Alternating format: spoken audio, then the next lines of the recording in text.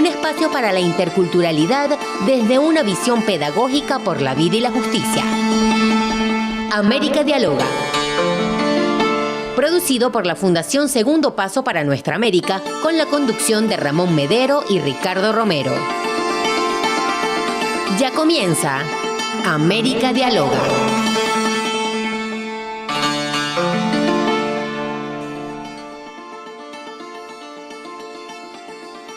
Hola, hola, ¿qué tal? Esto es América Dialoga, un espacio para la interculturalidad desde una visión pedagógica por la vida y la justicia en la señal de Oyeven 106.9 FM para volver a la radio, la alternativa ecológica.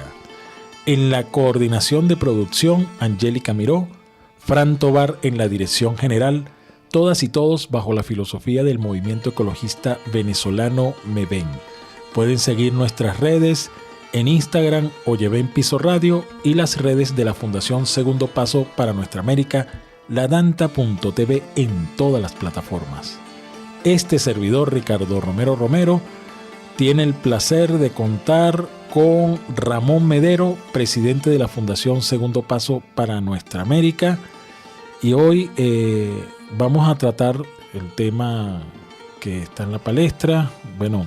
Hoy finaliza el duelo decretado por la presidenta Delcy Rodríguez sobre la catástrofe del 24 de junio.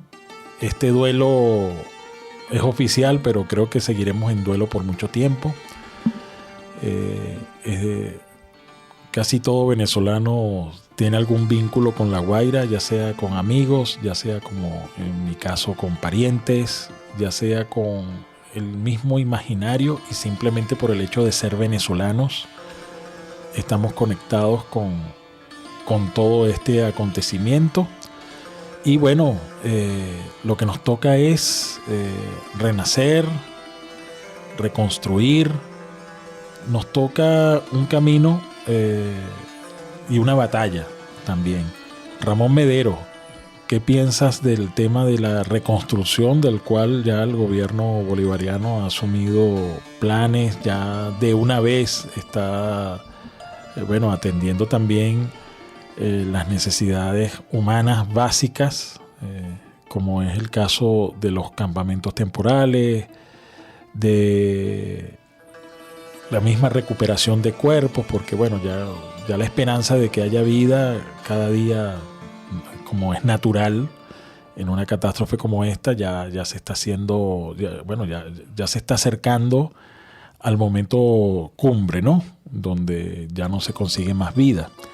Pero sin embargo la presidenta ha hecho hincapié en que se va a tratar de, mientras se están removiendo escombros, mientras se hacen estos trabajos, tratar de rescatar los cuerpos posibles, y si hay vida, darle prioridad a la vida.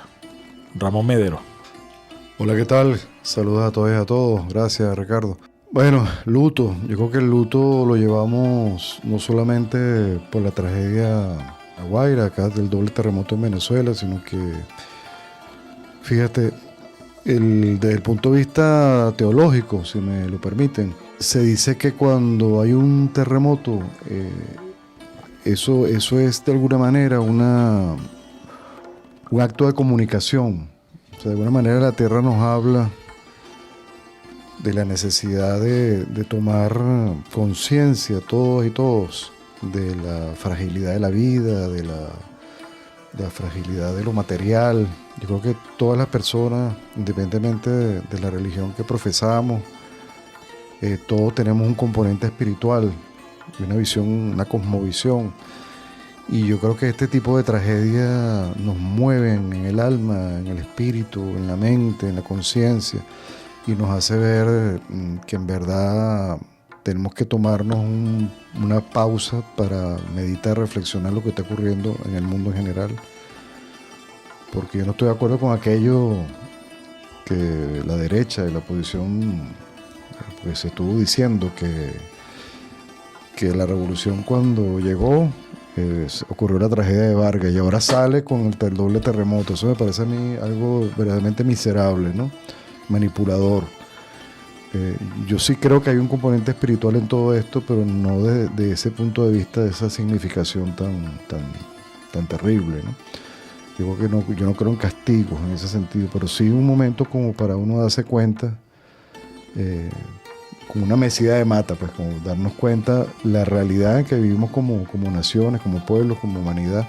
Le pasó a Bolívar en 1812. Sí. Y fíjate, ese luto es no solamente por los miles de fallecidos de Venezuela, sino que también tenemos que estar de luto por todos los martirizados en Palestina, en Gaza, en el Líbano y en todos aquellos territorios en África donde la opresión y la malignidad que ha cobrado terreno en esos escenarios pues deja tantas víctimas en el camino. Creo que es un luto que debemos tener presente siempre todos nosotros.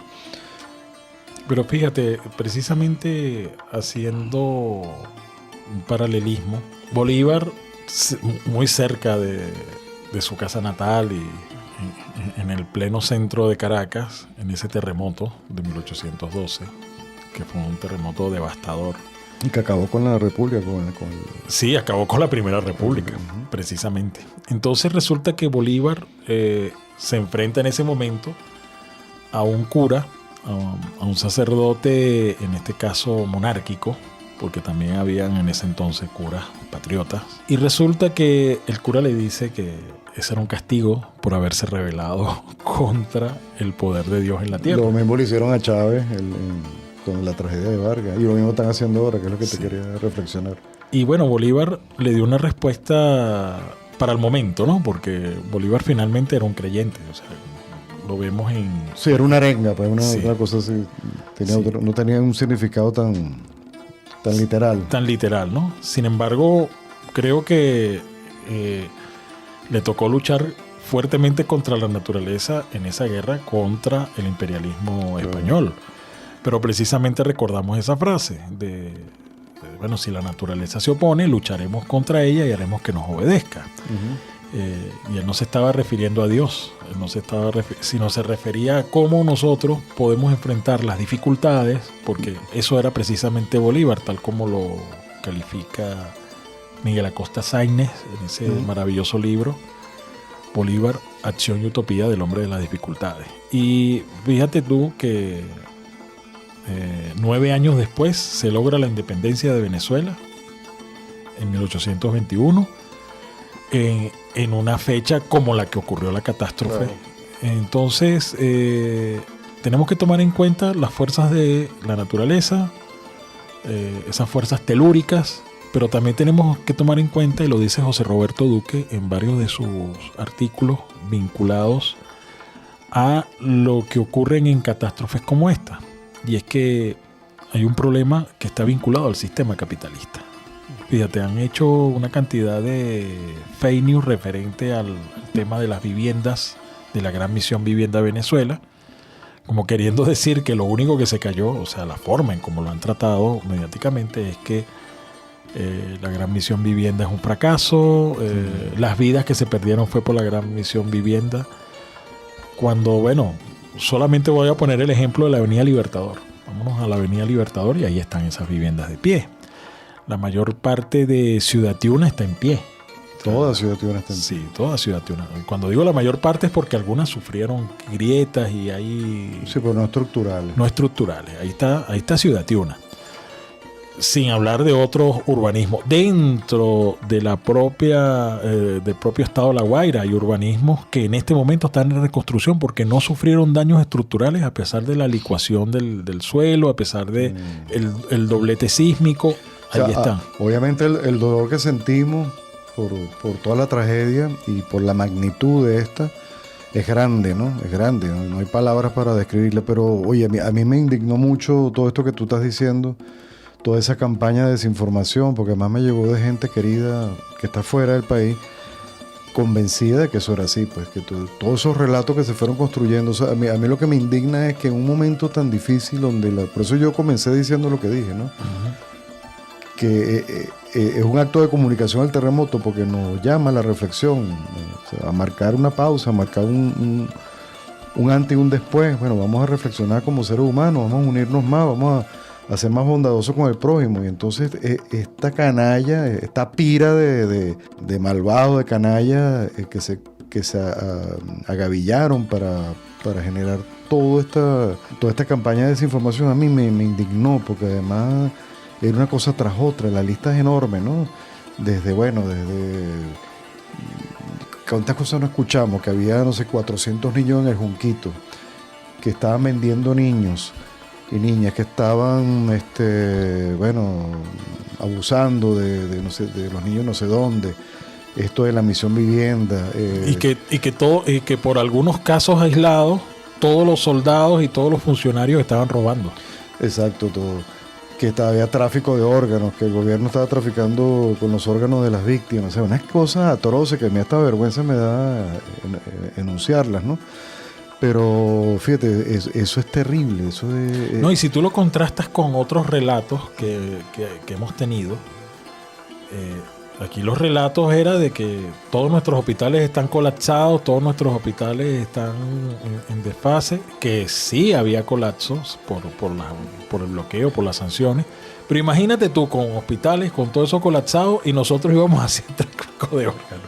O sea, o es una cosa o es la otra, porque si tú tienes un sistema sanitario colapsado, tú no puedes estar haciendo tráfico de órganos. Eso lo podrá hacer el gobierno de Israel, que sí tiene la capacidad para eso. Pero el grado de deshumanización en la construcción, eso, la perversidad que hay en la construcción de esos relatos, ¿no? De que encontraron apartamentos relacionados con dirigentes del gobierno llenos de lingotes de oro y de drogas, o sea, cualquier cosa. Pero nada más lo del tsunami, Ramón. El día 25 de junio estaba yo en La Guaira, precisamente en la cobertura de Telesur, y me tocó ver la estampida.